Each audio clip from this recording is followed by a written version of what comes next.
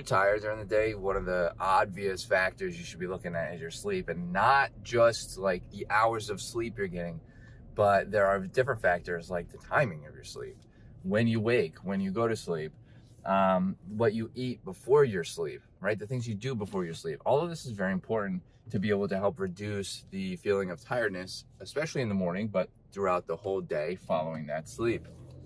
What's up, dreamers? Welcome to Driving and Vibing. Today we're talking about the effects of sleep, how to stay energized, and of course, stuff and things, how to improve your gaming performance. So we want to start with, obviously, the very obvious fact of energy levels can improve with good sleep, right?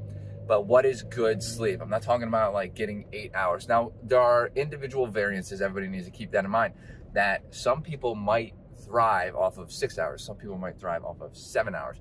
There's this biohacking longevity specialist doctor, overseas, that literally only sleeps 4 hours per day and is in perfect health. Now, so everybody, obviously, I wouldn't say perfect, like that's a relative word, but everybody's different, so keep that in mind.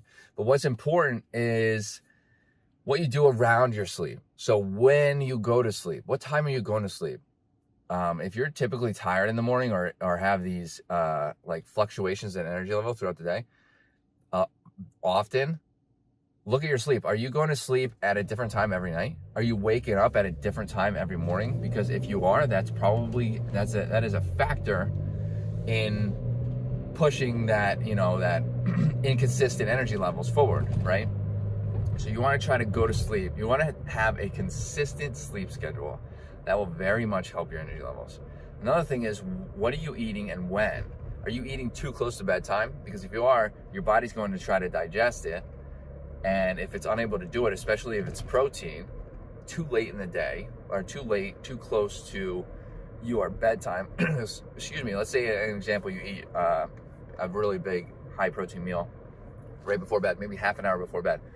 Your body might not be able to digest that, and will not be able to digest all of that. So it's going to sit in your stomach, and while you're laying down, your body can't really do the digestive process properly, so it'll do what it can and then save it for the morning, right? So then when you wake up, you're going to start digesting, so you might instantly get fatigued because now your body is doing the digestive process. So the rule of thumb is to try to eat like 2 or 3 hours before bed. You don't want to eat within that window.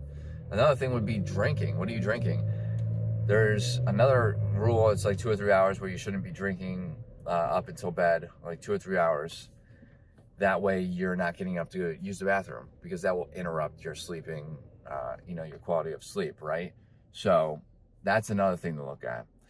There are, sleep is very important, and it's not just about the hours, right? The hours are important, but there are other factors. So we got to keep all that stuff in mind. So, yeah, sorry, I'm losing my train of thought. Since you're in the passenger seat, you can see that there's so much traffic ahead of me. I'm going to be late for work. Anyways, with that, I'm going to end the video. If you have anything to add, let me know in the comments. I'd love to get this conversation started. Hit that like button, helps out the channel. Hit the subscribe button for more content like this. Dreamers, I hope to see you in the next video. Later.